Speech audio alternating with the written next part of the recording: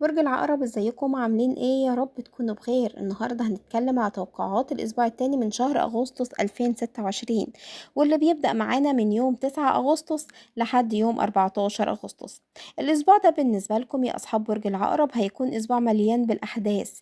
في 3 تأثيرات فلكية مهمة جدا، اولهم عطارد اللي هينتقل لبرج الاسد، وتاني حاجة المريخ اللي هينتقل لبرج السرطان، وتالت حاجة واهمهم الكسوف الكلي للشمس اللي هيحصل يوم 12 أغسطس في برج الأسد. فالأسبوع ده كده هيكون مليان طاقات وتغيرات، ومحتاجين بقى نكون واعيين عشان نستغله صح. فتعالوا ناخد نفس عميق وندخل في التفاصيل على طول. الأول كده خلينا نفهم الوضع الفلكي العام في الأسبوع ده. الأسبوع ده هيكون مليان أحداث فلكية مهمة جدا. خليني أقول لكم كده إيه هي. عطارد هينتقل من برج السرطان لبرج الأسد يوم 9، وده انتقال مهم جدا هيأثر على طريقة تفكيرك وتواصلك، وهيديك كمان قدرة على التعبير عن نفسك بشكل أقوى وأوضح. المريخ هينتقل من برج الجوزاء لبرج السرطان، وده انتقال هيأثر على طاقتك وحركتك، وهيديك دفعة قوية جدا من النشاط والحيوية. الكسوف الكلي للشمس هيحصل يوم 12 أغسطس في برج الأسد، وده من أقوى الأحداث الفلكية اللي هتأثر على حياتك بشكل كبير جدا، وهيكون كمان بداية لتحولات مهمة في الشهور الجاية. الزهرة موجودة في برج الميزان، وده المنزل ال 12 بتاعك، وده بيدعمك في كشف الحقائق والمشاعر الخفية. زحل ونبتون متراجعين في برج الحمل، وبلوتو متراجع في برج الدلو، والشمس والمشتري في برج الأسد. يعني باختصار كده عندنا كمية كبيرة من الطاقات والأحداث في الأسبوع ده، وده معناه إن الأسبوع ده هيكون كده مليان تغيرات وفرص وتحديات. طيب ايه بقى الطاقة العامة للأسبوع ده؟ الطاقة العامة للأسبوع ده هي إن أنت بتفكر كتير في استعادة السيطرة على حياتك، عايز ترجع كده بخير، عايز تلملم أوراقك، عايز تحل المشاكل اللي كانت واقفة قدامك. هتلاقي نفسك مركز على المساوئ، على المشاريع اللي كانت متعطلة، على أي حاجة واقفة في طريقك، وبتفكر كمان إزاي تحل كل ده. الأسبوع ده هيكون عندك جرأة وقوة في إن أنت تاخد قرارات. هتقدر كده كمان تاخد خطوات جريئة، وتعيد ترتيب أوراقك من جديد، وتعيد كمان استقرارك. هتحس إن أنت عايز تعدل نسق شغلك وتطوره وتخليه أحسن. كمان هتلاقي عقرب نفسك كده بتفكر في الترقية، عايز توصل لمنصب أعلى، عايز تثبت جدارتك، عايز تاخد مكانتك اللي أنت تستحقها، وده طموح جميل جدا الفترة دي بتدعمك فيه. بس برضه محتاج تكون حريص من التسرع. طيب تعالوا بقى نشوف كده توقعات اليوم بيومه عامل معانا ازاي الأسبوع ده. عندنا يوم 9 ويوم 10 أغسطس القمر هيكون في برج السرطان، وعطارد هيكون نقل لبرج الأسد، وده ميكس رائع جدا.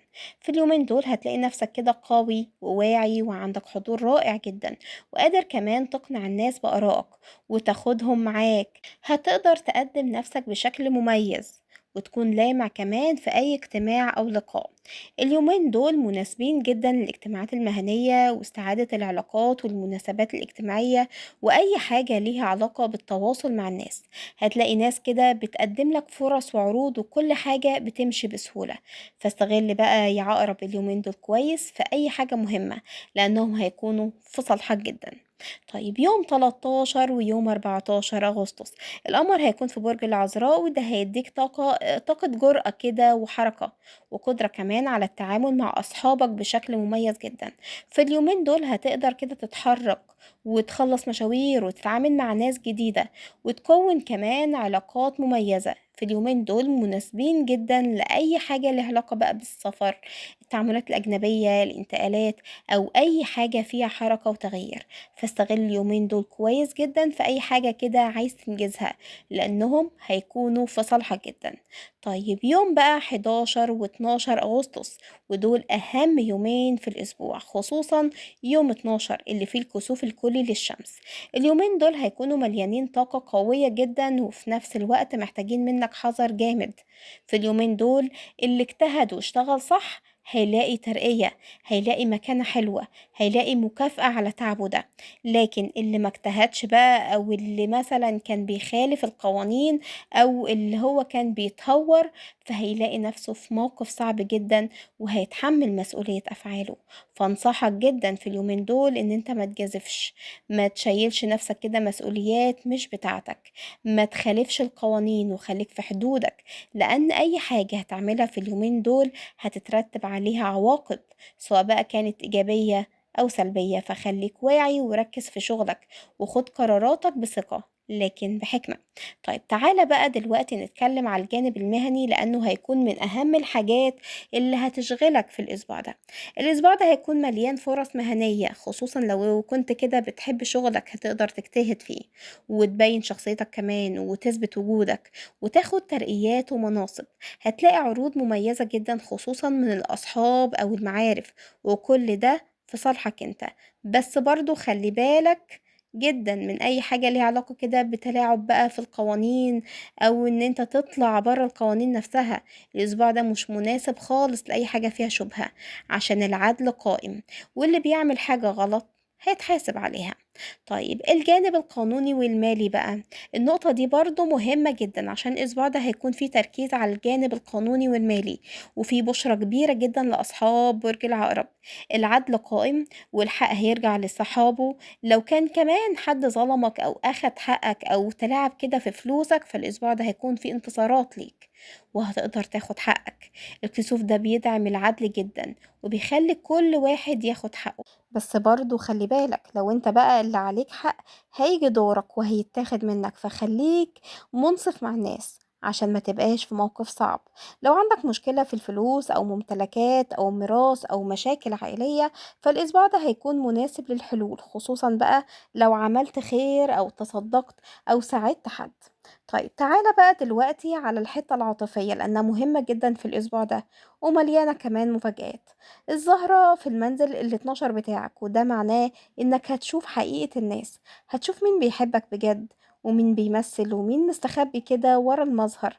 هتقدر كمان تكشف العلاقات الخفية وتعرف مين معاك ومين ضدك. لو كنت في علاقة هتعرف حقيقتها، ولو كانت علاقة سامة هتقدر تخرج منها، ولو كانت علاقة بقى نظيفة ومغذية ليك فهتقدر تستمتع بيها وتقويها كمان. بالنسبة للمنفصلين هتقدر تشوف حقيقة اللي كانوا حواليك، وتعرف كمان مين كان بيحبك بجد ومين اللي كان بيلعب عليك. في بدايات عاطفية جديدة وفي نهايات لعلاقات سامة، وكل ده يا عقرب في صالحك انت. في نصيحة كده مهمة جدا ليك يا برج العقرب، وخلي بالك منها كويس. الأسبوع ده حاول تحط نفسك كده مع أصحاب الطاقة الإيجابية اللي لونهم كده أبيض، وابعد عن طاقة الشر والغل، واستغفر كتير واعمل خير حتى لو أي حاجة بسيطة. ودايما خليك في حالة كده من الطهارة الروحية. الخير اللي انت هتعمله في الأسبوع ده هيرجع لك أضعافه، وهيشيل عنك شر كتير، وهيتفتح ليك كمان أبواب الرزق. فما تستهونش بقى بأي عمل خير، ودايما خلي نيتك صافية. طيب ازاي بقى تتصرف في الأسبوع ده؟ عندك يوم 9 ويوم 10 استغلهم في التواصل والإقناع والاجتماعات كمان واستعادة العلاقات. أما يوم 11 و12 فخلي بالك من التسرع وما تجازفش وخليك في حدودك. أما يوم 13 و14 فاستغلهم في الحركة، السفر، التعاملات الجديدة. طول الأسبوع ده بقى خليك كده واعي وما تخافش من الحق، واعمل خير وابعد عن أي حاجة فيها شبهة يا عقرب. الأسبوع التاني من أغسطس 2026 لبرجك هيكون أسبوع كده مليان أحداث وتغيرات، في أيام قوة وتواصل، وأيام كسوف محتاجة حذر، وأيام جرأة وحركة. هيكون كمان في اجتهاد وترقيات وعدل قائم وكشف للحقائق في العلاقات. خليك واثق في نفسك واستغل الفرص، وابعد عن أي حاجة فيها شبهة، واعمل خير وربنا بإذنه هيكرمك. ربنا معاكم جميعا وكل سنة وانتم طيبين. أتمنى لكم أسبوع سعيد ومليان خير وبركة.